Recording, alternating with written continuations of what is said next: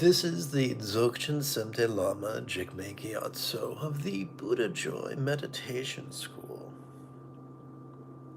For more than 30 years, I have harnessed my autistic special interests as well as my ADHD hyperfocus to spend about 8 hours a day, almost every day, studying, practicing, mastering, and reverse engineering the teachings and techniques of each school of meditation so that I can become your personal, nerdy, neurodivergent guide to nirvana.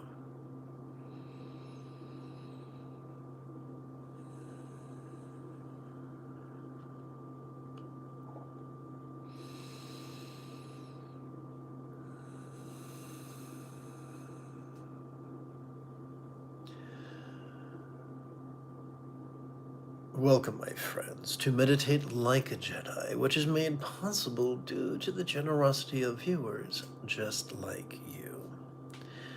This is not my usual format. About a day or two ago, my back went out and I couldn't even make it over to my laptop. Right now I'm sitting in the kitchen and I won't be able to do a full meditation class and session with you, but I can do a little bit. And if you'd like that, I'm happy to help. I'm happy to share what expertise I might possess in a rather truncated or short format. I hope you find this beneficial.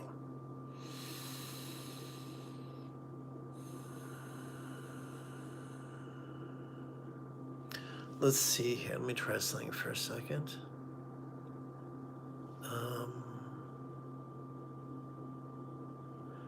No, that's not the button I'm looking for. Okay, let's continue.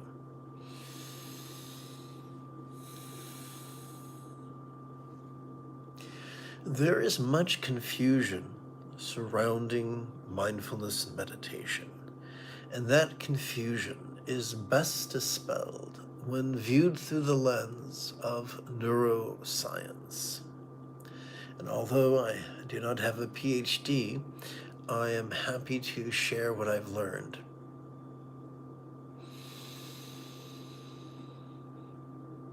Sturgeon's law reminds us that 90% of everything sucks, but no, not in the fun, tingly way. What could that suckiness look like? Well, that suckiness could look like me and you and most everybody else being raised, being conditioned. I got a slouch here because my back is just not great today. That suckiness could look like me and you and everybody else, or most everybody else, being conditioned to be rigid, fearful, superstitious, controlling, elitist, cryptic, competitive, and cruel.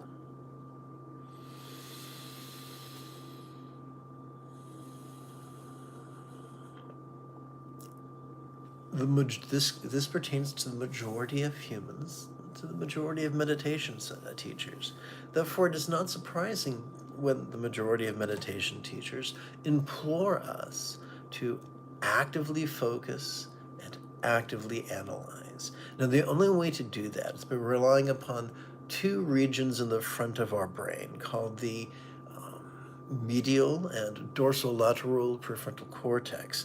Now, those have evolved to be used sparingly. Kind of like when in your car you have a spare tire, and that's called a donut wheel because it's really small and it's not designed to be taken on a cross-country trip. It's designed to get you to the mechanic. Well, same thing with the front of our brain. When we overwork the front of our brain, we exhaust our front of our brain, we wind up presenting with symptoms of depression and triggering our autonomic nervous system, which is the seat of both anxiety and aggression.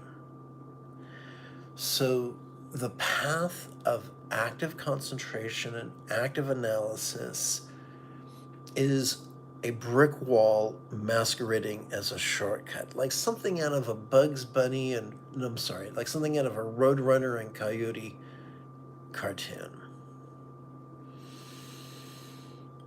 Fortunately, at last I have some good news for you. Neither the amygdala nor the prefrontal cortex constitute the entirety of our central nervous system. Yay! Consider, if you will, our spinal cord.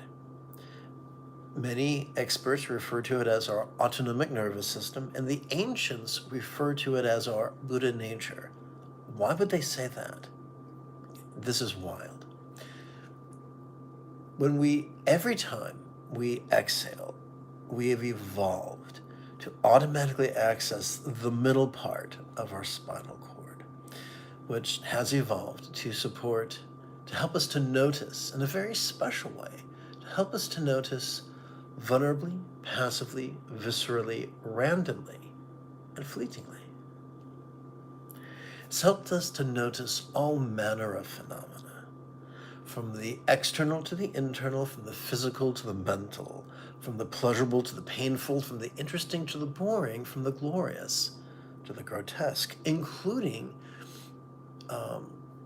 all perceptions, all sights, sounds, sensations, flavors, scents, and the like, including all emotions, intentions, thoughts, memories, and imaginings. Well, that's Jim Dandy, but what are we to do with all that stuff that we notice? Every time we exhale, we've evolved to automatically access the top bit and the bottom bit of our spinal cord. The cool kids call that our parasympathetic nervous system. And by doing that, good morning, Christina, and by doing that, we automatically physically relax and mentally release that which we noticed during our previous inhalation, to the point that which we noticed during our previous inhalation could feel less stressful, less permanent, less defining. And if you enjoy figures of speech, could feel as not graspable as the illusion of the infinite azure sky on a bright and beautiful cloudless morn, which, although could look tantalizing to the eye, feels non-graspable to the hand. So the mystery of selflessness, the mystery of emptiness is solved. They're just figures of speech to describe the way things seem when we relax into our exhalation. So the key to all of this mess is to passively cooperate with our autonomic nervous system. And here's the key to doing that. Number one, sit in a posture that is sustainable. Whatever works for you. If you can do it for 10 minutes or 20 minutes or 30 minutes or 40 minutes, cowabunga. That's the position for you.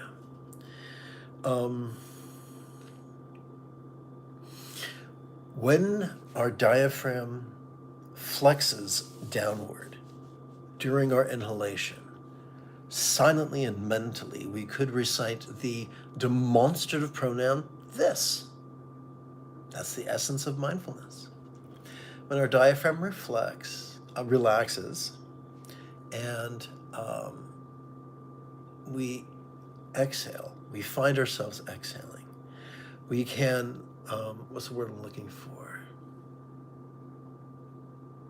We can silently and mentally recite the one-syllable verb ease, like Michael Jackson singing Ease on Down the Road in The Wiz, if you're old enough to remember that. So that's it. This, as we breathe in, ease as we breathe out. Now, before we start practicing, I want to answer Christina's question.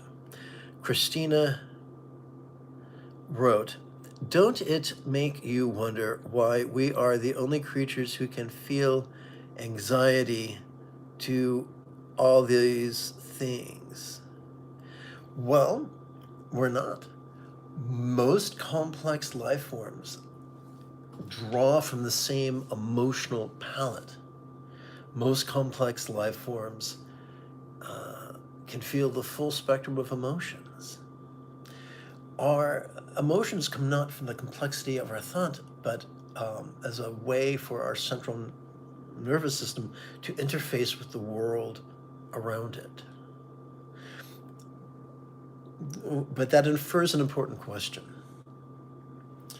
What is the enlightenment that the Buddha offers us, if the Buddha was real at all? Is enlightenment never feeling fear again or never feeling cranky again? Is enlightenment only being peaceful? No. Enlightenment is simply mastery of the Buddha's Eightfold Path. Good morning, Kim. Thanks for the love. And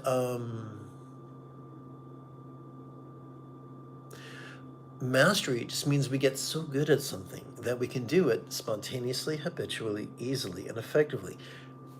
I know of no child born with a mastery of the toilet, or the toothbrush, or the tying of the shoe, or the riding of the bicycle. All children have to learn to be potty trained, to brush their teeth, to tie their shoes, to ride a bicycle without plowing face first into the asphalt. At first, these things seem like insurmountable challenges. However, in time, we can get so good at those things that we can practice them spontaneously, habitually, easily, and effectively.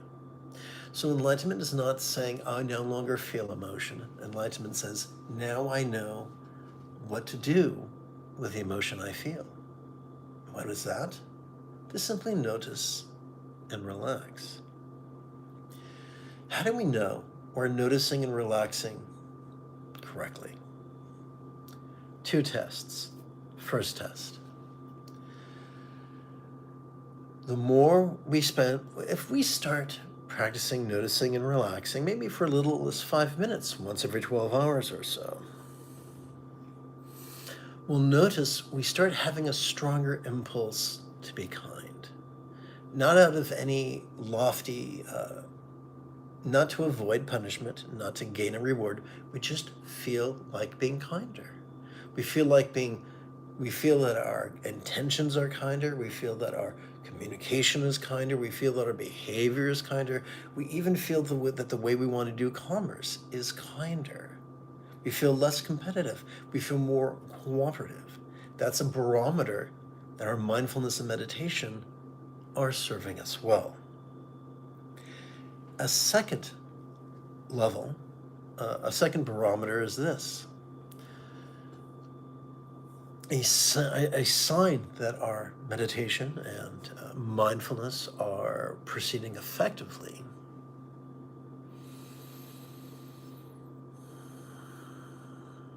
is that our choices, utterances, and deeds begin flowing, not from neurosis, not from avarice, not from scatteredness, but from centered spontaneity. That also is a good barometer. But enough of all this yammer-yammering.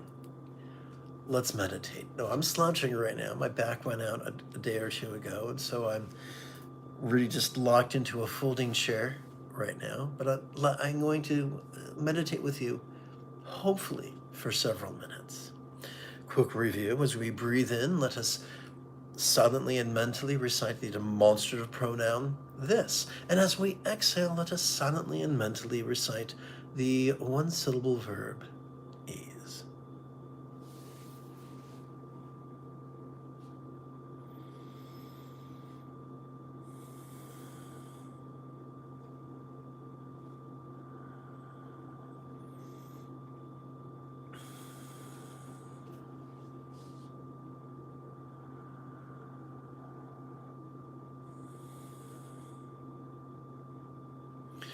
The most efficient way to keep track of our first 144 inhalations is for us to rest the great knuckle, the first knuckle at the base of our right index finger, upon the tip of our left index finger, palms up in our lap.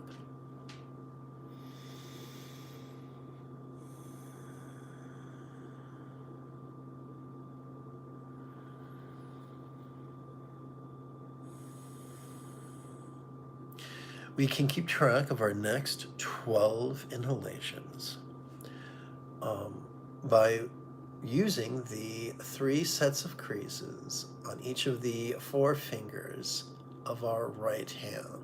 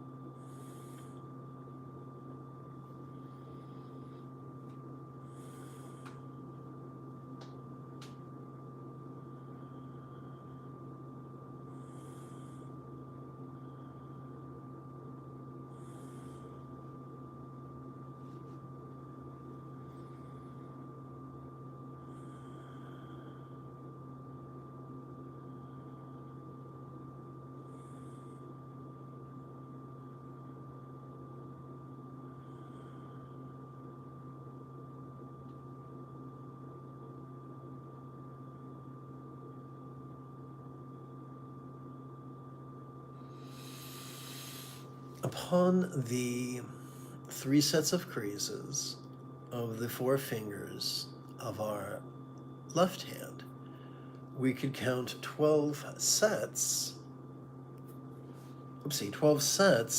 of 12 inhalations each, for a total of 144.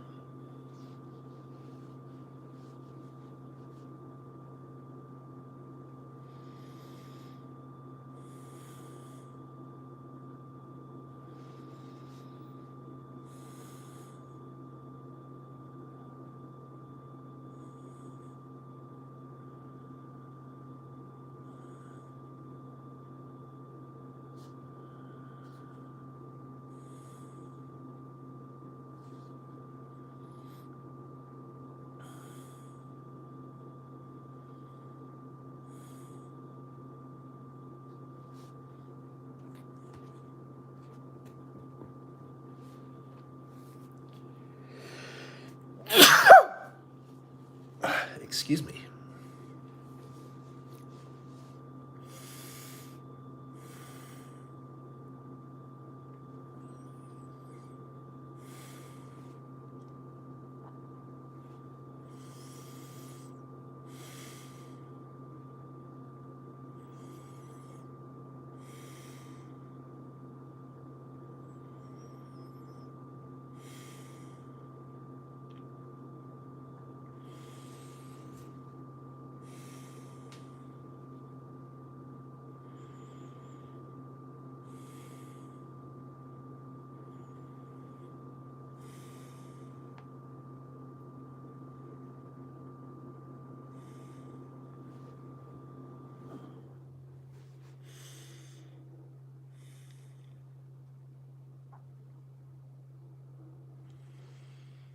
Excuse me.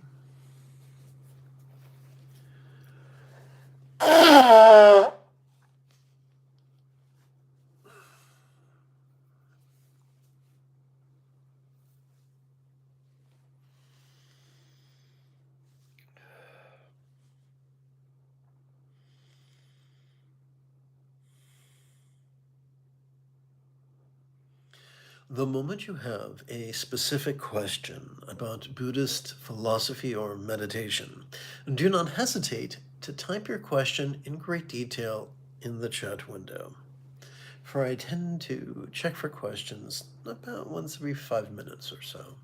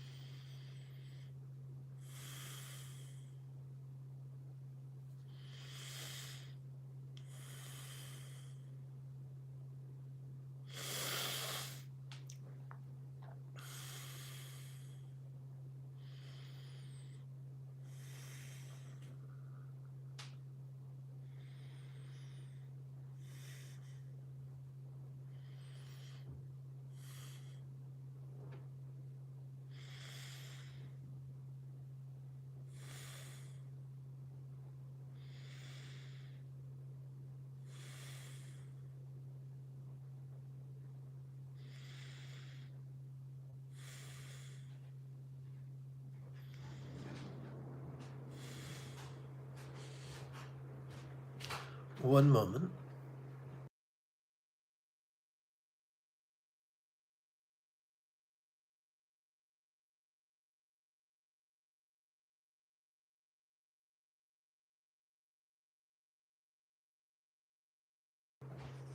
And I'm back.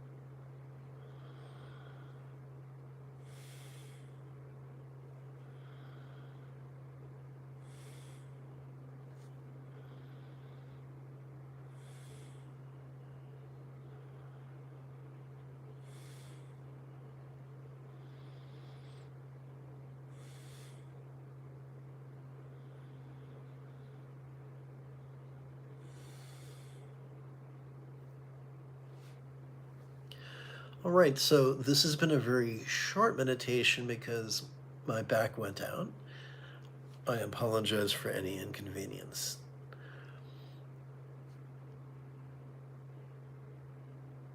In the interim, if you have any questions about Buddhist philosophy or meditation, simply type them in the comment area to this live stream. And until next we speak, may you and yours be happy and healthy. I guess yes, that'll work just fine. Bye-bye now. Now, I'm not sure which button to click to end this. This is my first time using this particular feature. So I see a button here. Nope, let's try this again. Okay, I see a live button here. Okay, let's try hitting the X and see if that closes the live stream.